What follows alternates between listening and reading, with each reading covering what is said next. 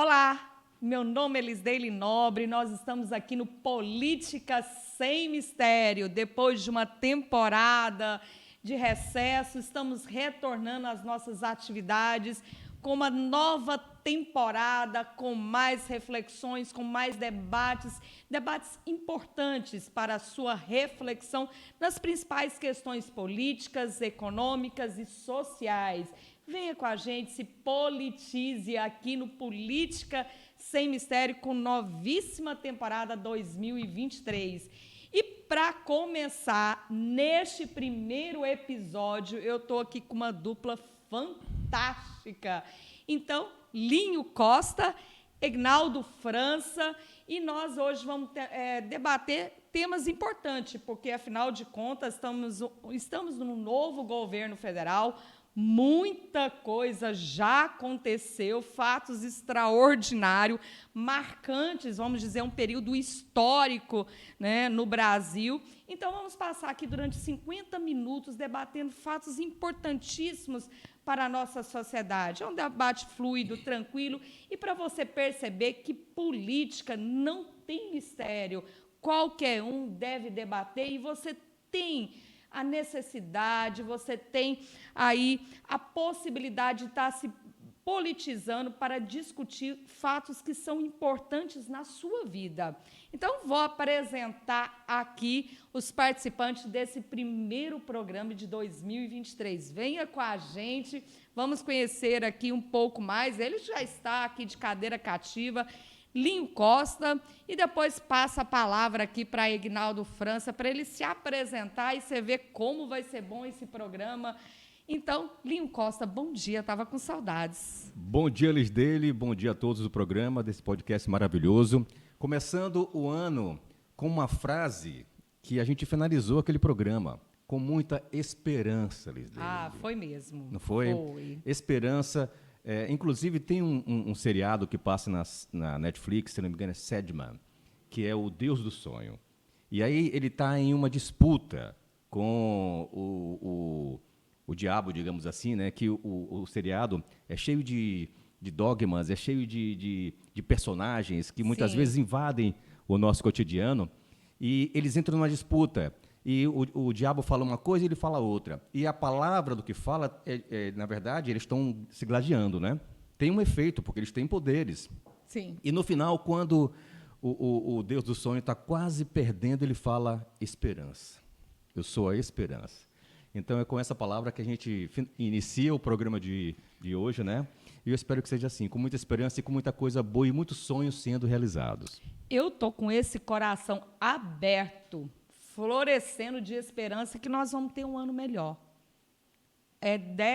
Eu espero que nenhum ano, décadas melhores, né, Egnaldo? Eu acredito que também você está com esse ar de nova esperança. Egnaldo, quem é você? Se apresente aí para a nossa comunidade do Política Sem Mistério. Ou como dizia o personagem de Chico Anísio, né?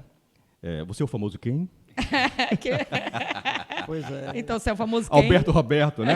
Alberto Roberto, eu não garravo. Você é o famoso quem? Pois é, bom dia, boa tarde, boa noite. Lisdeile, obrigado pelo convite. Programa maravilhoso. E eu sou Egnaldo França, filho de um velho que vem lá de Canavieiras e uma senhora que vem daqui de Buerarema. Então, eu digo que eu sou filho da mistura da muqueca de caranguejo com a farinha de Buerarema. Né? Perfeito, então. O velho Esmeraldo e a senhora Margarida. Meu pai já está em outro plano, mas é essa lembrança bacana. Egnaldo França é um mestre em educação e de relações étnico-raciais. Eu sou historiador, formado pela UESC, e a minha história de vida vem dos movimentos sociais que surge ali no bairro Maria Pinheiro, no projeto Encantarte. Mas antes do projeto Encantarte, eu já fazia parte de uma militância com o Fórum de Luta por Terra, Trabalho e Cidadania, e junto com as comunidades eclesiais de base da Igreja Católica, Sim. que foi minha formação de infância, apesar da minha família ter esse pé dentro da Igreja Católica e dentro do terreiro de Candomblé. Então, eu tenho essas duas formações, né? Mas na Igreja Católica eu tive a minha formação política, através da Pastoral da Juventude, através do movimento das comunidades eclesiais de base, e eu acho que vai entrar muito no que a gente deve conversar hoje sobre a questão indígena. Acho que o Conselho Indigenista Missionário é uma das entidades que fez parte da minha formação, e que bom estar aqui para a gente começar esse ano, eu vou dizer, iniciando o ano não apenas com a esperança, mas também com o pé no chão. Exato, exato. Bom, diante dessa esperança, mas também ciente do que a gente ainda está por enfrentar, ainda, né? Vamos dizer assim. E isso o começo do ano já mostrou que nada será tão simples e tão fácil. Bombástico. Já começamos depois da posse, uma posse maravilhosa, uma posse, o que mais me emocionou na posse foi a representação das minorias. Eu fiquei extremamente feliz e contemplada. O que a elite detesta. Exatamente, isso começa tudo por aí. É tudo a gente. Eu falo até linho que as coisas se resumem em lutas de classe. Exatamente. Né? Tudo parece que, se você for colocar o resultado, está lá. Isso está mais evidente agora. Eu até ia fazer um comentário que quando Lula ou algum petista dizia isso há muito tempo atrás, eu dizia, poxa, isso parece um pouco de inveja, ou parece um pouco de ressentimento. Exato. Mas não, é a mais absoluta verdade. Inclusive, na entrevista bombástica que o Valdemar Costa Neto deu, se não me engano, a Folha ou o Estadão, não estou me recordando agora, ele diz uma coisa interessante. Ele fala assim, a direita veio para ficar. Como se a direita nunca existisse. Mas a questão agora é diferente. A direita está consciente do seu papel e ela vai brigar com unhas e dentes pela luta de classe. Então, é a luta de classe que você está falando que está agora muito mais evidente, palpável até. Exatamente. Mensurável Foi definido os polos. Exatamente. Os polos floresceram e estão solidificados. Né? É tipo assim, não importa o que Bolsonaro faz de errado, eu sou de direita e vou apoiá-lo até se ele sair com um saco de dinheiro, se eu ver ele passando com um saco de dinheiro nas costas, eu vou arrumar um jeito de passar o pano. Não tem problema, né? Bom, nós começamos já com aquele ato golpista, né? Aquilo que escancarou tudo isso aí, né? Aquela violenta ação. Mas eu não vou entrar nessa questão agora, porque existe uma questão humanitária que, para mim, esses últimos dias tem sido o palco da maioria das minhas reflexões, que é as questões com o povo Yanomami. Né? Só para a gente aqui alimentar o nosso debate, eu vou fazer alguma leitura aqui muito simples para a gente depois trocar. Né? Que é a manchete de um jornal de grande circulação que traz que Jair Bolsonaro propôs acabar com a reserva indígena Yanomami quando era deputado. Então, isso há 20 anos atrás, ele já tinha esse plano, e esse plano foi vocalizado na plenária do Congresso Nacional, e 20 anos depois, como presidente da República, ele começa agora, com o poder da caneta presidencial, colocar em prática aquilo que ele já idealizava enquanto deputado federal. Isso foi em 1993. O ex-presidente diz que a área de Roraima era riquíssima, e aquele velho argumento, que injustiça aquela quantidade de indígena ficar com aquela terra toda, com aquela riqueza. Que injustiça, né? Que tinha madeiras nobres, metais ricos. E aí o atual governo decretou emergência de saúde junto aos Yanomami e acusava a gestão de Bolsonaro de não prestar atendimento. Resumindo aqui para a gente entrar no nosso debate, enquanto o presidente da República, né, resumindo quais foram as ações do governo Bolsonaro, ele praticamente desmontou todas as instituições de proteção às comunidades indígenas, o Ministério da Justiça, o IBAMA, né, o Exército, a Polícia Federal, a FUNAI, todas aquelas instituições.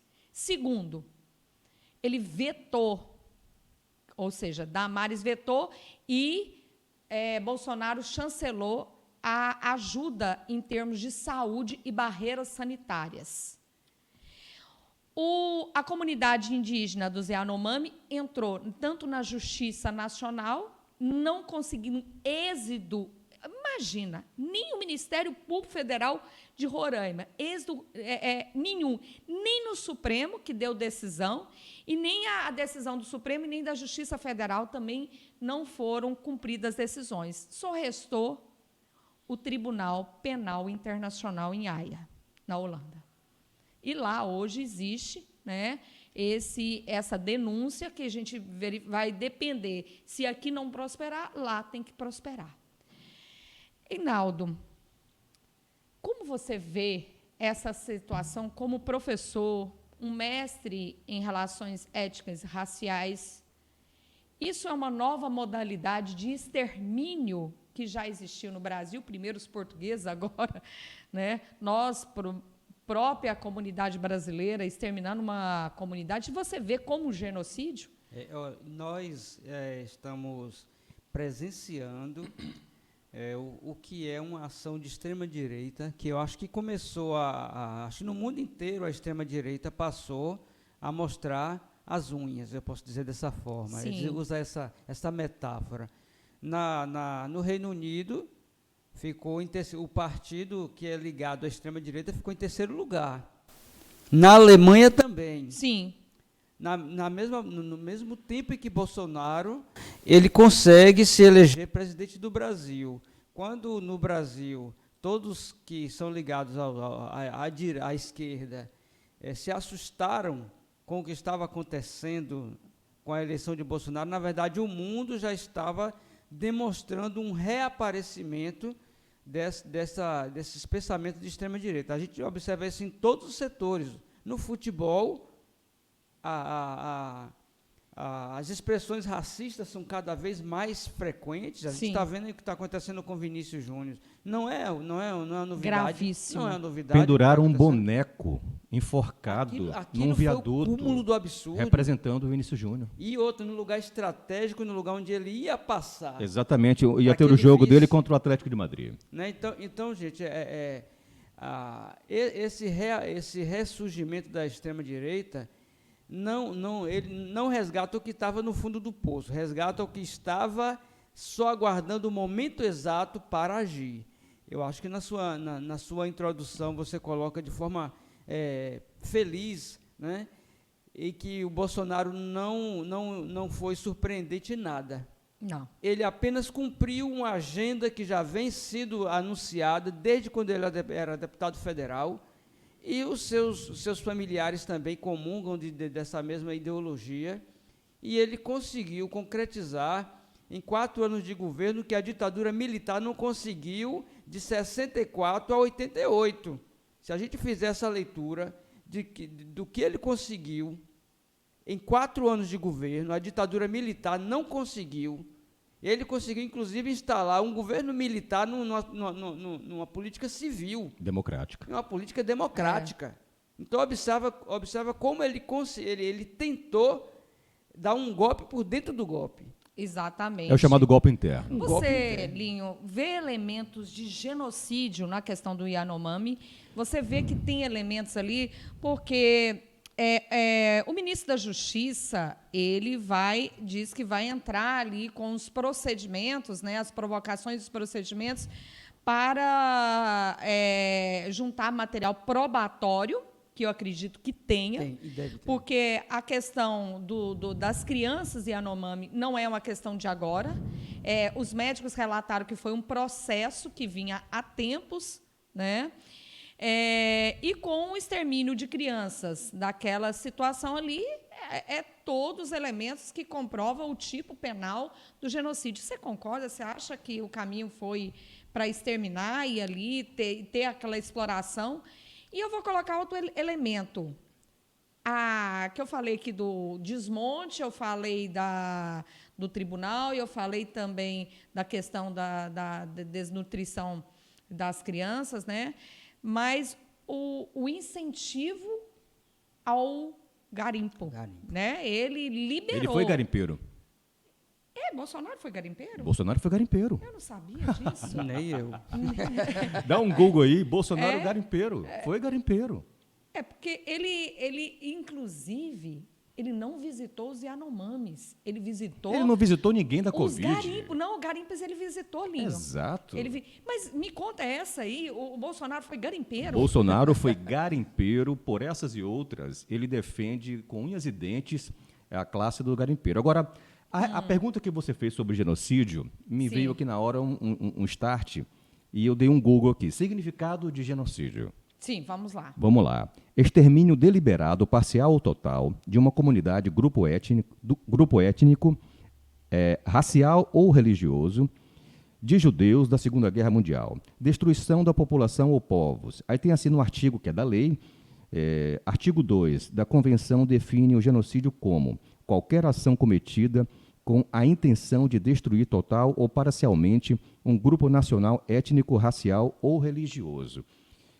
Se encaixa com o que está acontecendo? Perfeito, na minha concepção. E nós podemos comparar o que está acontecendo agora, no final do século XIX para início do século XX, já no prenúncio da abolição da escravidão, no Brasil se instaurou uma política chamada de política do branqueamento.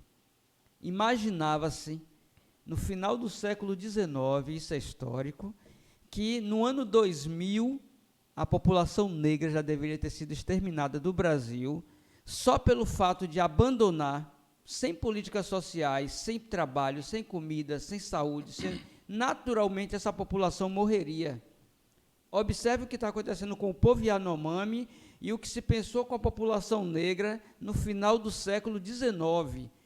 Entrou o século XX, a população negra ela sofreu todas as mazelas e sofre até hoje, mas, para o azar desse povo, a nossa força de resistência foi tamanha que no ano 2000, a população negra, o IBGE, apontava como a maior população negra fora do continente africano, e no Brasil já representava mais de 50% da população, ou seja, resistimos.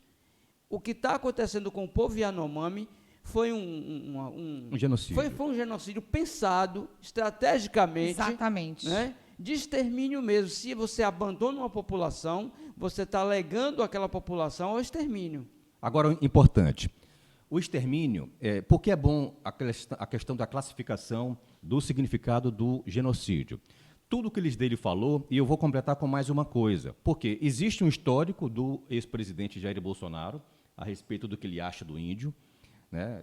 Teve aquele vídeo dele no anfiteatro falando sobre os índios, né, que um pesava, acho que 1 tonelada, sim. Né, coisa e tal. Então, ele já tem um histórico. Acrescentando ao que ele falou, ele fez um comentário uma vez no púlpito do Congresso Federal, dizendo o seguinte, elogiando a cavalaria americana, porque na visão dele, Exato. a cavalaria americana exterminou todos os índios, e criticando a cavalaria brasileira por não ter feito o mesmo. Só que no final da frase dele, ele fala assim, eu não estou querendo que mate os índios não, viu? Então, e aí entra já no outro aspecto, que é o da comunicação. O que está acontecendo hoje, esse fenômeno de direita, ela passa exatamente pela comunicação.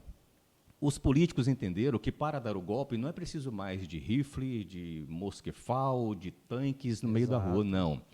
Eles têm que ganhar a eleição, e aí entra no processo de comunicação, semiótica, um monte de outras coisas, para que eles consigam, digamos assim, achar os seus pares dentro das camadas sociais. O processo de identificação. Você falou algo aí que a semiótica hoje tem sido muito explorada, que é a questão visual, né, a comunicação visual. Símbolos. Então, quando alguém... Símbolos, isso. Quando o Jornal Nacional fazia aquelas manchetes do Petrolão, só aquela vinheta que o Jornal Nacional fazia, com aqueles canos que passa óleo, né? E por dentro daqueles canos, o que é que saía? Dólares. Uhum. Só aquilo ali... A comunicação ali já dizia... Tudo! Ali vale mais de 1000 palavras. Então, era uma crítica que eu faço à imprensa. Eu acabei de mandar para a senhora aí... Você pode pensar na eleição de Collor, o trenzinho que saía derrubando tudo quanto é parede, e aquela campanha daquela pessoa que veio para moralizar as barreiras do comunismo que eles consideravam que era o problema da sociedade. O problema da terra. Olha, então, a comunicação é tudo. Tudo, né? Eu queria colocar aqui nesse debate também com vocês uma fala, você falando da comunicação, uma fala de Jair Messias Bolsonaro, e essa fala, eu acho que se repetiu. Ela foi feita enquanto deputado e depois ela se repetiu. Eu queria só fechar o raciocínio com a questão do eu genocídio. Então, tem todo esse histórico de Jair Bolsonaro e tem agora o que efetivamente aconteceu.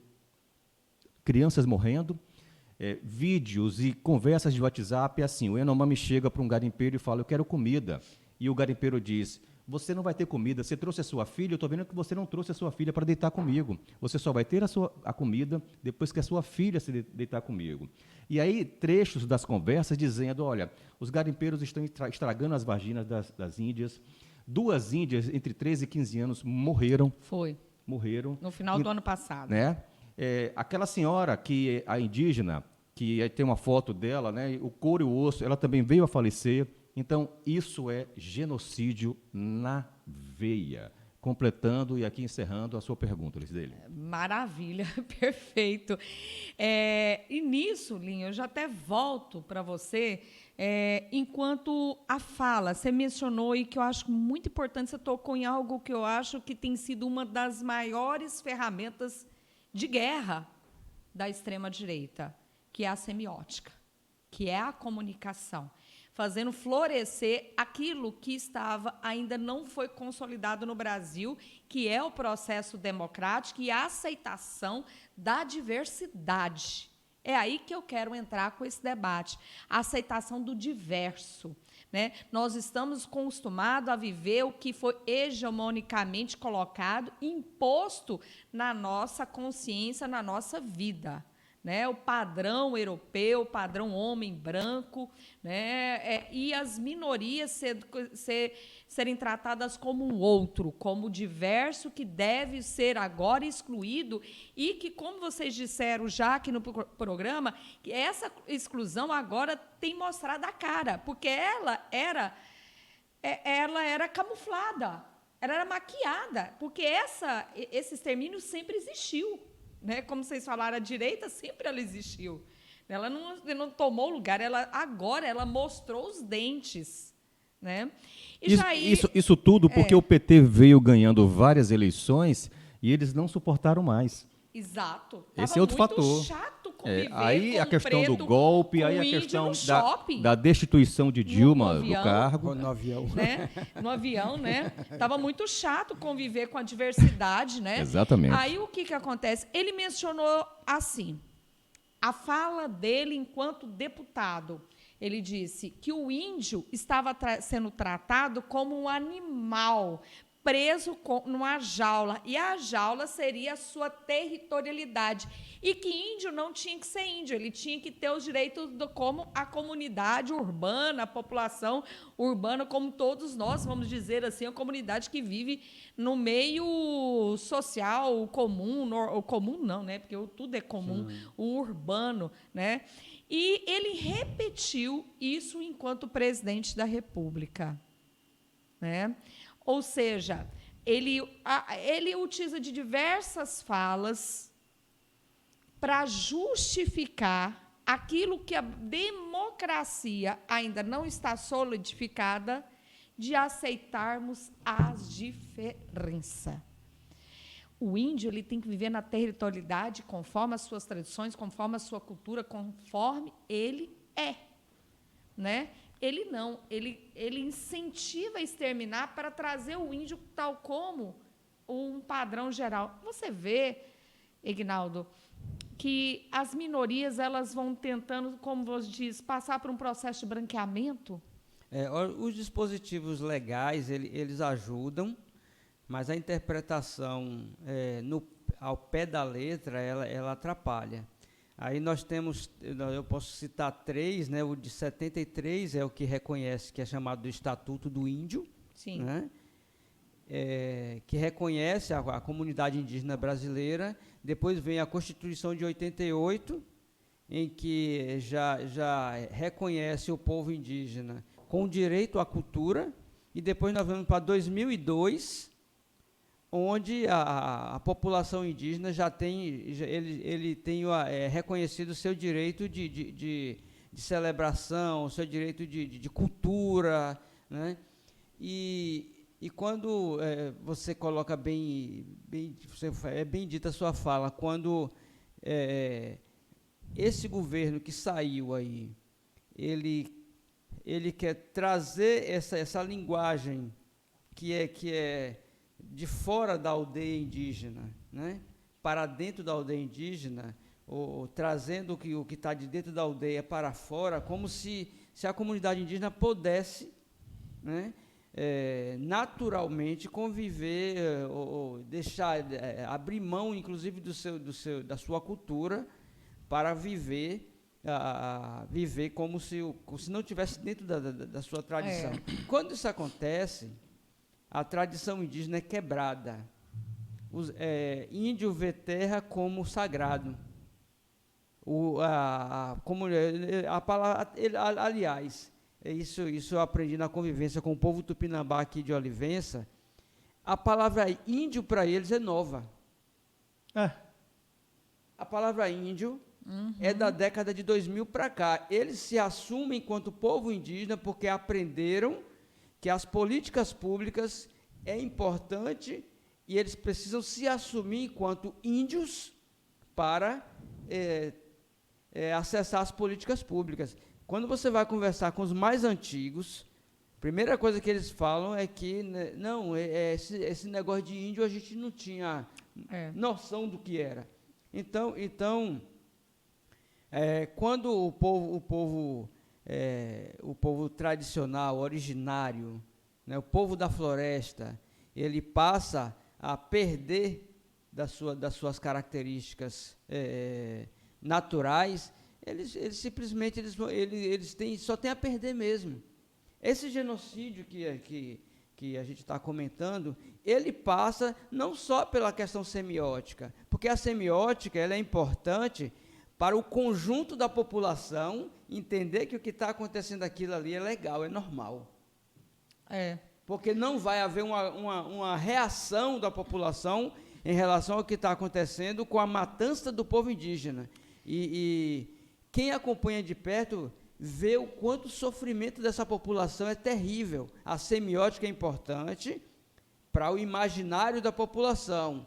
Na ditadura militar foi importante para a população entender que comunista era comedor de criancinha. E eu não sei como é que a população acreditou numa conversa dessa. Assim como acreditou em mamadeira de piroca na escola. Bom, se naquela época que nós não tínhamos a internet e acesso às informações, as pessoas acreditavam e isso já causa um espanto, imagine agora que você tem acesso à verdade e você ainda acredita. O branqueamento dos índios, eu lembro de uma pós-graduação que eu estava participando, acho que foi década de 2000, que mais começou a falar-se sobre globalização. Sim. Né? A década de 2000 foi quando bombou um bocado de matérias e cursos sobre globalização. Aí um professor que veio da Universidade Federal de Salvador dar uma aula para a gente, ele disse, globalização, vocês estão falando de globalização agora? Cabral já fazia globalização. Né? O ato dele era um ato de globalização. Então, é isso. Então, globalização não é de agora, vem de muito tempo. E toda globalização, ela tem uns pontos negativos, aliás, eu diria que muitos pontos negativos e alguns positivos. Um dos grandes pontos negativos é a imposição do europeu para o índio, principalmente para os africanos. Foram os primeiros, né, afetados. De impor a sua visão de vida e de religião. Os jesuítas, eles ajudaram os europeus brancos, né, os líderes desses países europeus, a exterminar muitas nações indígenas. Ou seja, ou aceitava a catequização, ou então era morto. E o Brasil fala-se o seguinte, que ainda existe índio, porque o Brasil é muito grande e muitos índios fugiram mata dentro. Porque se não fosse isso, acontecia no Brasil o que aconteceu em Cuba. Todos os índios em Cuba foram mortos. O que você está dizendo, Linho, é muito importante, porque se a gente olhar para a nossa cultura brasileira, a nossa cultura tem elementos da colonialidade, né? Sim. Do processo de colonização. Né? A gente tem uma cultura colorida. Né? Essa cultura colorida, ela tem elementos até desse processo da chegada da família portuguesa no Brasil, que aqui os indígenas e a população preta que veio na diáspora posteriormente era obrigado a participar de diversos atos oficiais, ofícios de embandeiramento, as procissões reais, que isso era tudo muito colorido e que dá aí também a imposição da catequese na Igreja Apostólica Romana, tudo daqueles ares das procissões de santo, tudo que ganha os elementos da nossa cultura. Mas, para fechar esse assunto, né, para a gente já passar para a segunda pauta, eu só quero fechar aqui que tudo isso foi nos imposto de forma natural. Nós ganhamos um processo de naturalização desses tipos de fobia. Né? E aí eu te convido para refletir que isso, às vezes, está na nossa fala, isso está no nosso comportamento. Eu, apesar de muitos anos estudando isso tudo, eu ainda tenho na minha fala, às vezes eu tenho no meu comportamento, eu tenho na minha cultura, todos esses tipos de fobia. E o que mais nos preocupa, e que já vai até entrar aqui nesse segundo assunto, né, essa falta de pensamento analítico, crítico da nossa população, que tornou a nossa população tão suscetível a informações falsas e alimentando o que foi construído na nossa vida, né? As fobias do indígena, da população preta, do pobre, daqueles que todos são marginalizados por serem diversos, diferentes. Nós ainda não estamos acostumados a ver mulher na política, né? A ver o preto na política, o indígena na política, os homossexuais, a população em si, LGBTQI, né? Todos esses participarem. Como você bem disse, Linho, o governo PT, por mais que estabeleceu aliança, ela permitiu esse florescimento da que essas minorias ocupassem pelo menos alguns espaços, começaram a se aproximar de espaços decisórios.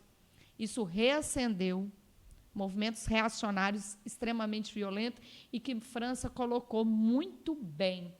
Não foi no Brasil, no mundo todo. No mundo inteiro. A imposição da identidade nacional, né? A rejeição dos processos migratórios, o medo da concorrência do emprego, tudo isso, né? E esse egoísmo da direita. Só nós sempre tivemos no poder, aliás, desde a Revolução Francesa. Eles acharam que a lei do boi ia ser só para eles. Aí veio a lei de cotas. Como é que... Pronto, agora eu tenho médico preto, né? Preto e gay, né? Pronto. Então, vamos lá. Vamos para a pauta número 2? Né? Bora lá.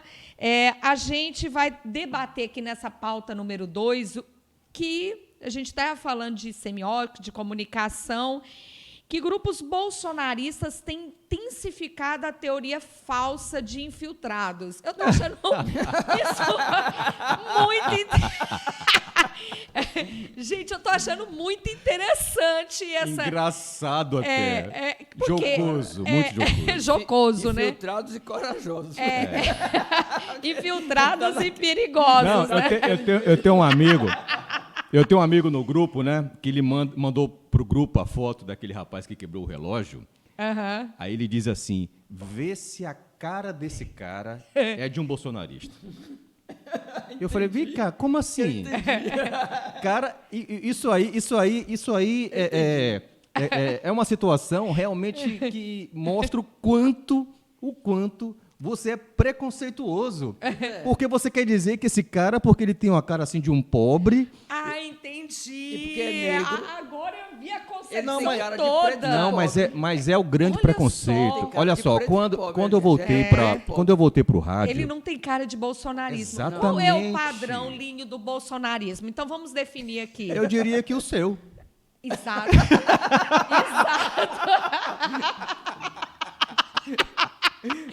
Exato. Exato. Branca. Né? Branca, cabelo liso, loira, olhos claros, advogada, delegada. Olha. Vocês entendem. Olha, quem está assistindo o programa agora e vendo você, esse amigo meu, se ele vê você, ele diga, rapaz, eu não, porque ele disse para mim, inclusive também, ele disse para mim que não existe empresário de esquerda. Não. Aí quando a Luísa, né, do Magazine Luiza, se disse ser socialista, esse cara desabou. Aí ele começou a criticar a Luísa, né? Descobriu que o Magazine Luiza conseguiu empréstimos do banco do BNDES, coisa e tal. E aí ele começa a tentar desconstruir, porque ele, como empresário, ele adora falar bem de empresários, né? Eu já tenho uma visão muito cética em relação aos empresários, então... Abílio Diniz, Ave Maria, eu falei, rapaz, Abílio Diniz aconteceu isso. Não, rapaz, veja aí. Abílio Diniz pegou, inclusive, muito dinheiro emprestado no governo Lula e falava de Lula como se Lula fosse um deus, né? Ike Batista, quer saber o que é o mercado? Assista na Netflix Ike Batista. Você vai ver como é podre essa questão no mercado. Linho. E agora veio a questão das americanas, dos 3 grandes ícones do capitalismo sul-americano e brasileiro, né, que dizem que não sabia do rombo de mais de 40 bilhões de reais nas americanas. Linho, você me falando aqui que eu sou um padrão de extrema-direita, isso aí me fez lembrar diversas situações que eu não passo credibilidade quando eu faço o meu movimento. A leitura que veio aqui na minha cabeça. Quando eu faço o movimento de ativismo social. Vou contar uma história aqui para vocês, Sim. e eu tenho diversas. Porque eu não se encaixo, porque eu não sou preta, não sou gay, né? Não me encaixo no padrão para os movimentos sociais. E ainda é evangélica. E evangélica. E delegada de polícia, né? Então, você vai de contra a tudo do bolsonarismo. Aí, né, deixa eu contar uma historinha para vocês do que aconteceu uma vez comigo, há alguns anos atrás, que eu já venho militando, mas às vezes eu não ganho muita credibilidade em alguns movimentos sociais. E aí pensam que eu tô querendo me apropriar de pautas. Você queria o que eles dele? Aí deixa eu contar a historinha, né? Eu entrei para a Anistia Internacional, né? Era um sonho, vou militar na Anistia Internacional. Eu tive um golpe lá dentro que foi fatal, eu tive que sair da Anistia Internacional porque eu fui totalmente descredibilizada, né? Eu devia ter insistido. Mas teve uma reunião lá sobre protocolos de segurança para participar de movimentos sociais. Olha, se você é um ativista, vai participar de um movimento social, né? Você leva a identidade, você faz assim, você faz assado, porque pode ter movimentação da polícia, um confronto, tal, né? Aquele curso ali dentro da Anistia, como Greenpeace. Inclusive, era um membro do Greenpeace que estava dando curso na Anistia Internacional. Esse curso foi remoto, tudo tal, né? E eu empolgada, né, feliz ali, olha, eu sou delegada de polícia, eu posso cooperar. Aí eu... Ô, coitada. Aí sabe o que aconteceu imediatamente? As câmeras foram tudo fechando. Acabou. Inclusive, o grupo baiano da Anistia me deixou sozinha no grupo do WhatsApp, criou outro grupo. Caramba! Então, eles imaginaram que eu era uma infiltrada, né? Uma falando de infiltrado. Mas, pois bem, né? Nunca foi fácil. E eu também entrei para o PSOL, que é um partido que eu gosto muito, sim, mas tive muitas dificuldades porque... E vai continuar sendo. E eu não representava nenhuma identidade, porque é um Agora, partido identitário. Lisdele está dando um testemunho aqui que é muito importante para não acontecer um processo ao contrário. Exato, né? A gente porque vê isso, rolou um né? preconceito aí. Rolou um preconceito. Mas eu já passei por diversas situações que as pessoas não acreditam que eu sou uma militante ativista social. Mas eu acredito que você já tem uma maturidade tal de entender sim, de que não é um racismo reverso, que não é um processo reverso de discriminação. E eu vi isso no mestrado, onde 99% dos estudantes do mestrado na época eram negros ou indígenas. E tinha uma pessoa branca, que vem do balé, que vem de uma outra construção, e ela se sentia discriminada dentro do mestrado. E chegou a ter crise de choro no momento de aula. Aí alguém disse assim: mas minha querida, você tá achando que você está sendo discriminada aqui, você não sabe metade do que a gente passou, você não passou uma vírgula do que a gente passou, você acha que está sendo discriminado aqui dentro do mestrado, você está numa situação de poder, e nós estamos falando aqui numa situação de igualdade, né? E é uma situação extremamente atípica, porque é muito comum, eu acho que os bancos das universidades onde você sentou, você está entre os iguais. Exato. Para isso aí, eu gosto de usar a metáfora da escada rolante. Você vai na comunidade que é pobre, que não tem muito acesso, e você descobre lá uma menina que desponta, né? De inteligência, de vontade de estudar, de conseguir alguma coisa. Bota essa menina e bota o menino branco, né, da classe média. O que é que acontece? Qual é a metáfora da escada rolante? Os dois estão indo para o mesmo sentido, só que o branco está na escada rolante. E o menino ele está subindo uma escada diferente. Então, o branco ele tem um ciclo de amizade que já está no poder e que vai lembrar dele e vai puxá-lo, né? Enquanto o negro ou o branco pobre vai subir a escada degrau por degrau sem a ajuda da escada rolante. A sociologia ela mostra uma hierarquia social, né, que é visível, né? A gente sente isso em vários elementos, né? A questão da mulher, do homem preto, que quem está no topo é o homem branco, depois vem a mulher branca, depois vem o homem preto e por baixo, por último, a mulher preta. O marketing é assim, o cara quando cria um produto de marketing... Ainda tem uma outra categoria, ele pensa... que é o homem indígena e a mulher indígena. Que já vem depois, geral, né? que vem depois da mulher negra. O marketing, o cara que cria um produto, ele pensa primeiro na mulher, segundo na criança, terceiro no cachorro e o quarto no homem, o que é também uma discriminação. Por quê? Mas vamos voltar aqui, porque a gente já está quase encerrando o nosso programa. Esses grupos, né, têm intensificado essas teorias de infiltrados naquele golpe ali. Vocês acham? A gente já estava até conversando isso, né? Eu passo para o Aguinaldo e depois, brevemente, vamos tentar aí, num espaço de 3 minutos cada comentário, que essas teorias elas vão continuar sendo gradativamente alimentadas, e isso ainda para permanecer as pessoas afastadas da notícia verdadeira, da notícia que realmente vai trazer benefícios, e que o bolsonarismo vai continuar plantando, alimentando essa rede de falsas teorias para manter sua hegemonidade com esse radicalismo? Eu digo mais, eles vão precisar manter isso. Nós iniciamos aqui com o Linho falando a respeito da semiótica.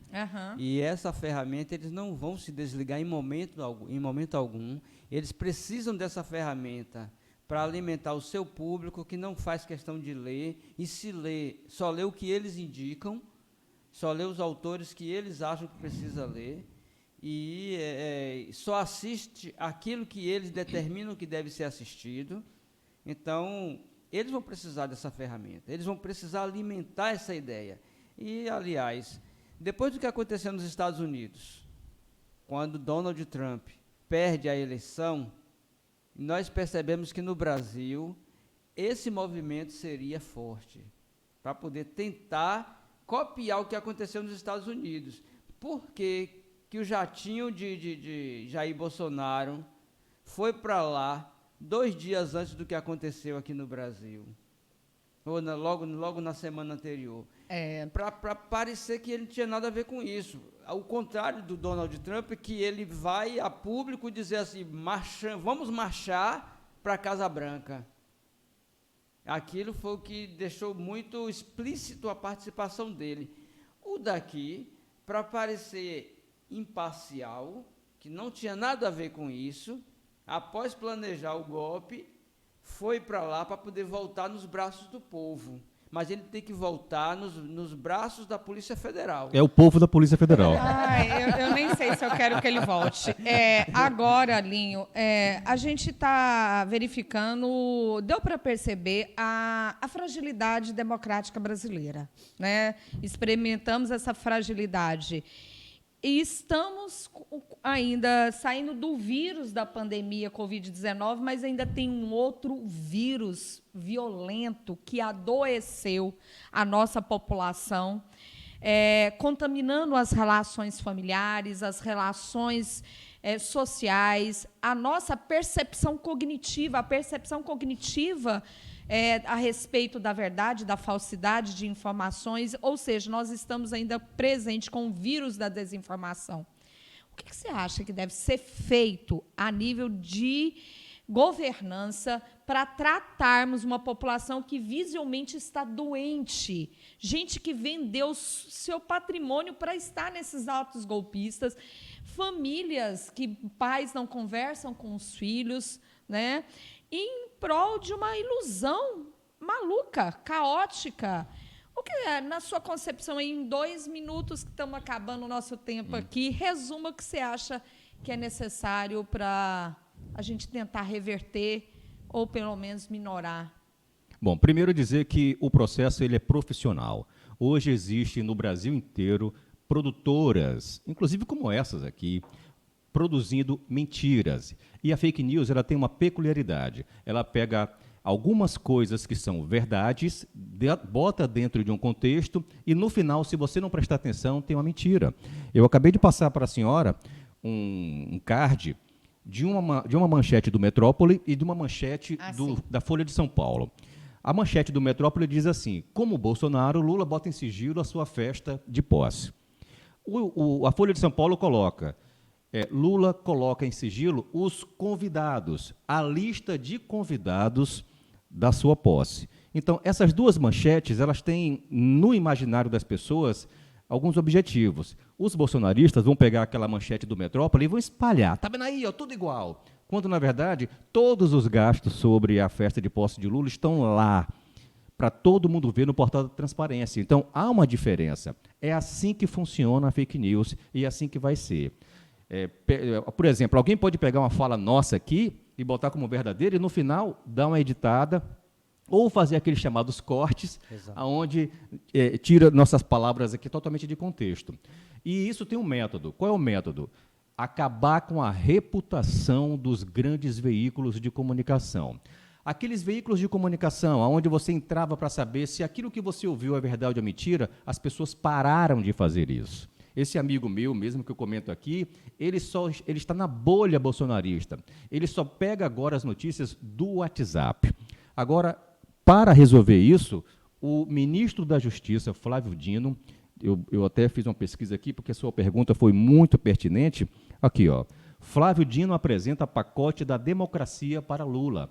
Esse pacote é de defesa da democracia. Então, todo mundo que fala, vai cercear o meu direito de falar do meu pensamento, nada a ver com isso, nada a ver. Tudo tem limite, né? Falando uma coisa que eu falei aqui no programa anterior, se eu chego, faço um vídeo falando mal sobre a doutora Liz Daily, e no outro dia eu faço um vídeo pedindo desculpa, de nada adianta. Nada. Porque esse pedido de desculpa é como eu chegar aqui do Módulo Center, jogar uma pasta de R$5.000 lá de cima e depois descer para tentar catar tudo. Eu não vou conseguir catar todas as cédulas. O estrago já foi feito. Então, essa é outra estratégia. Bota uma notícia, depois tira e pede desculpas. A Bia Kicis, ela foi para o púlpito do Congresso Nacional e disse lá, morreu uma senhora lá dentro do ginásio onde a Polícia Federal está mantendo os presos, coisa e tal, não sei o quê. No outro dia ela veio pedir desculpas. Aliás, ela só sabe fazer isso, né? Então, isso, na verdade, faz parte da técnica de comunicação de Steve Bannon, que é aquele canalha americano que hoje está respondendo em liberdade, mas com certeza será preso. Foi ele que montou esse esquema de comunicação. Então, as narrativas, elas serão criadas sempre. Existe hoje o que a gente chamou de gabinete do ódio, na verdade, agora viraram produtoras do ódio. São narrativas, colocam essa questão do rapaz que não tem cara nem fisionomia de bolsonarista, como se ele fosse um infiltrado, é uma das narrativas. A narrativa de que, inclusive um amigo meu, que é pobre assim como eu, não é? Na adolescência dele teve muitos problemas com drogas, hoje virou evangélico, e o pastor da igreja dele deve estar colocando na cabeça dele que Bolsonaro é o cara que bebeu... É o Messias. Exatamente, é o Messias. É o Messias. E nada. Aí sabe o que é que acontece também, Lisdele? A falta de empatia das pessoas. A falta de empatia, porque essa questão um dos elementos. Essa questão dos Yanomamis mesmo, eu conversando com esse amigo meu, rapaz, que falta de empatia também. Sua. Você está querendo agora jogar a responsabilidade. Porque ele botou uma matéria assim, ó, em 2019, os Yanomamis já pediam socorro.